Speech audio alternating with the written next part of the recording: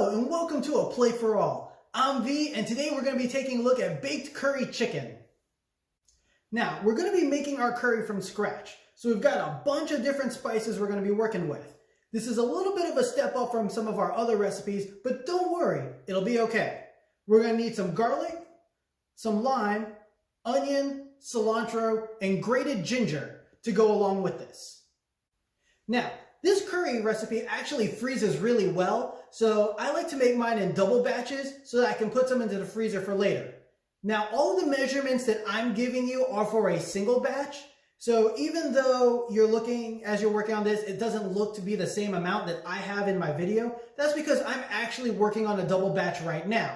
If you want to do a double batch yourself, just take all the measurements I've given you and multiply it by 2. Let's start by crushing up 4 cloves of garlic. I'm going to crush them up just using the flat edge of our knife.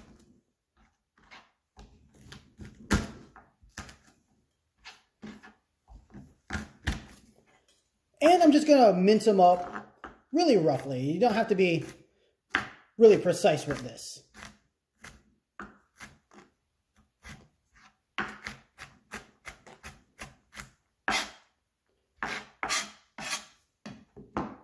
Next, we'll take our half an onion. I'll cut it into thirds. And I'm just going to slice them up into fairly small pieces. This is all going to get chopped up anyway, so it really is okay if it's a little bigger or a little smaller. Next, we'll need the zest and juice from half of a lime.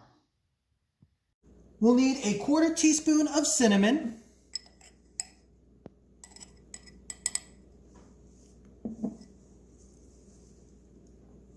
An 1/8 teaspoon of cardamom.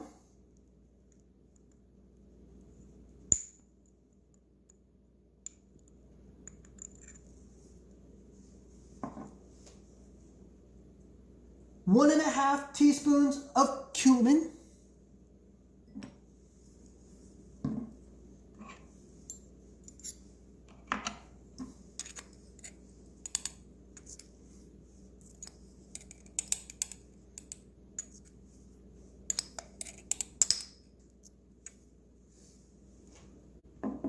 One teaspoon of coriander.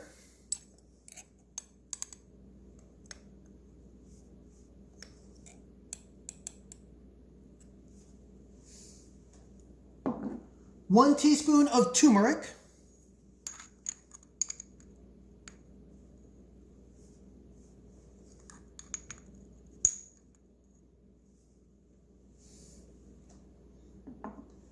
A half teaspoon of garam masala.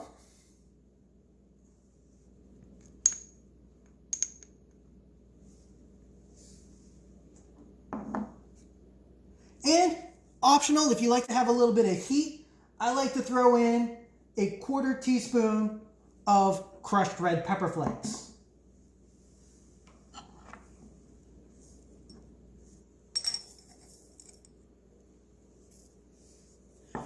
Now, I'm going to mix this all together.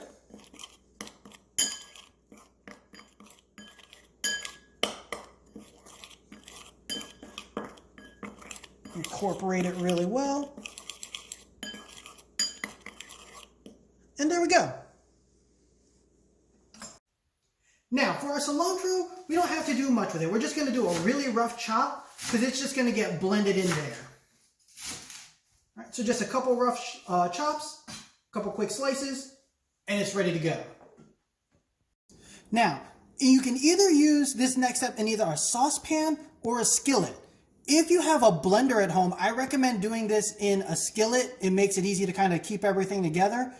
I'm actually going to be using an immersion blender or a stick blender for this, so I like to use a saucepan for this. Now we're going to heat up 2 tablespoons of coconut oil. If you're doubling the recipe, maybe only go to 2.5 or 3. You don't actually have to double all of the coconut oil. So I've got 2 tablespoons of coconut oil over medium heat, and we're going to add our garlic, our onion, and our ginger.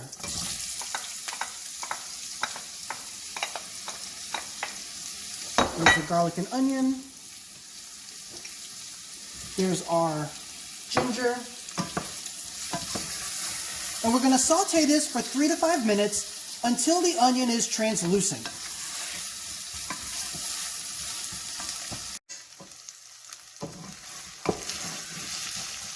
All right, it's been about 4 minutes. Next, we're going to add our spices. Now, you want to keep some water on hand just in case the spices start to stick to the bottom of the pan. If it starts to stick, we can throw some water in there, kind of keep it from burning. Next, we want to add 1 pint of cherry tomatoes.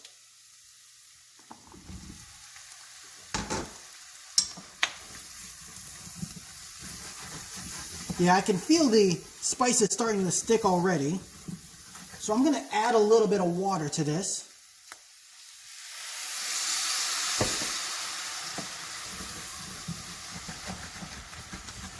Scrape along the bottom just to make sure that it doesn't stick. And I'm going to let this cook for about 2 to 3 minutes. A little bit longer if you have more tomato in there. It's been about 3 minutes. The spices are smelling real good. The reason we're toasting it like this is to just kind of bring out some of those extra flavors of the spices. So now we're going to turn the heat off.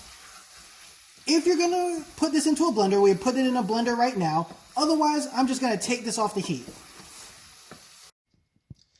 Now that it's off the heat, or if you've done so already, put it into a blender, we're going to add 1/4 cup of coconut milk and 1/4 cup of water.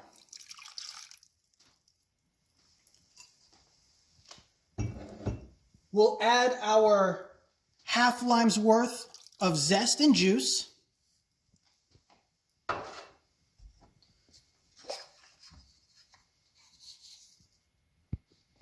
We're going to add about 1 3/4 teaspoon of kosher salt.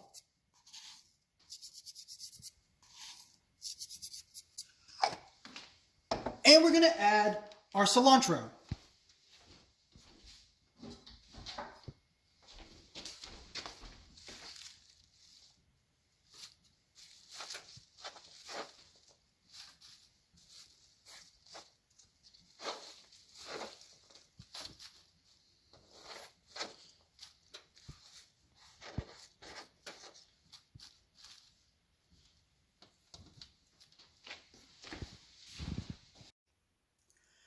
Now that we have everything in, we're going to just blend it all together. Again, you can either use a blender. I happen to be using a stick or immersion blender for this.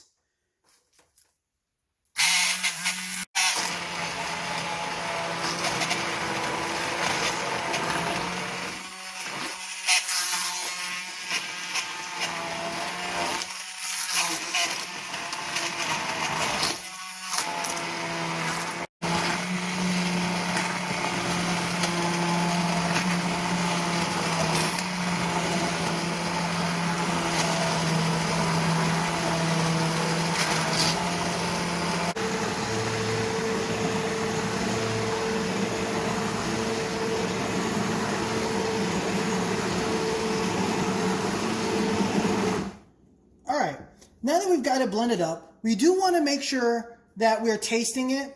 I noticed that this needs a little more salt, so I'm going to add a little bit more to it, blend it up a little more, and see how we go from there.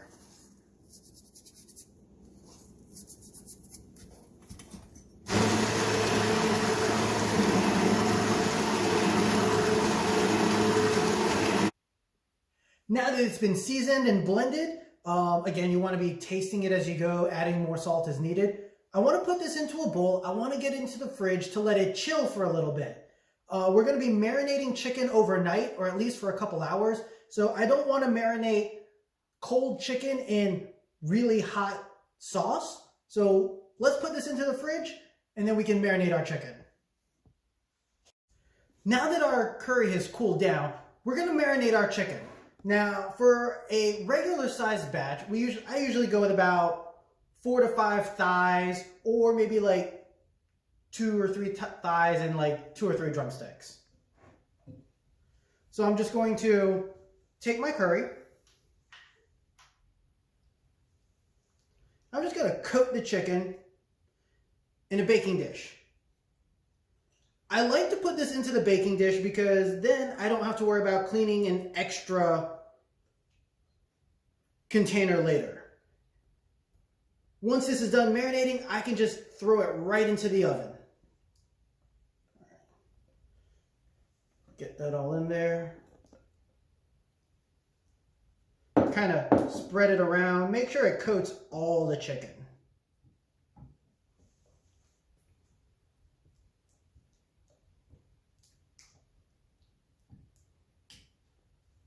All right. Now that the chicken is coated, I'm going to cover it up with aluminum foil.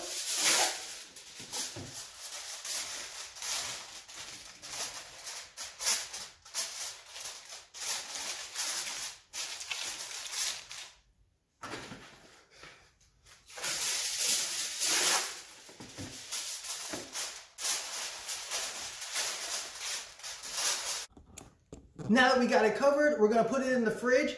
I like to leave it overnight, but you should definitely let it marinate for at least a few hours. All right, our chicken's been marinating overnight. Time to get this bacon in the oven. We're going to put it in at 375 degrees. We're going to leave it covered for the first 20 minutes. So let's get it in the oven. All right. So again, 375 degrees. Leave it covered, and we'll set a timer for 20 minutes. Our 20-minute timer has just gone off. Ooh, it's already starting to smell good.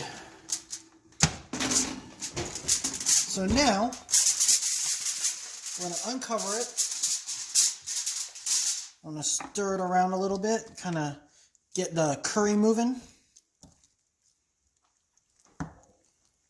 You need to kind of make sure that the chicken's coated really well.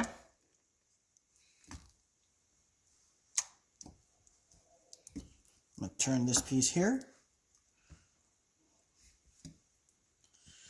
Now we're going to cover it back up and put it back in for another 15 minutes.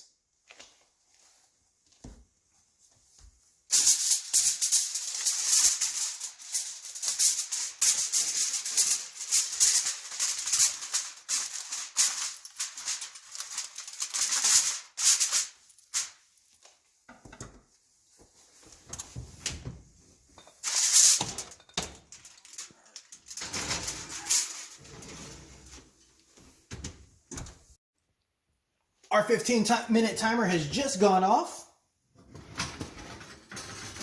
Let's pull this out real quick. We're going to finish this off by uncovering it and cooking it for another 10 to 15 minutes. Now, I do want to stir it around just a little more.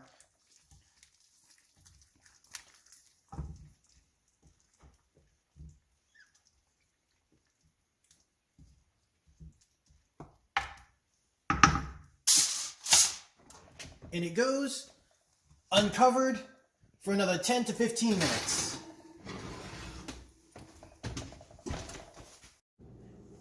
It's been 15 minutes. Ooh, look at that. It smells amazing. I've temped all the chicken. They've all hit about 170, 180-ish, so they're all good to go. Let's get this plated up. And here we go, baked curry chicken served with coconut rice. Take some of that curry sauce, pour it onto the rice. If we have any extra cilantro, go ahead and chop that up, put it on, and enjoy. I hope you like it. And remember, the kitchen's always open, and there's a plate for all.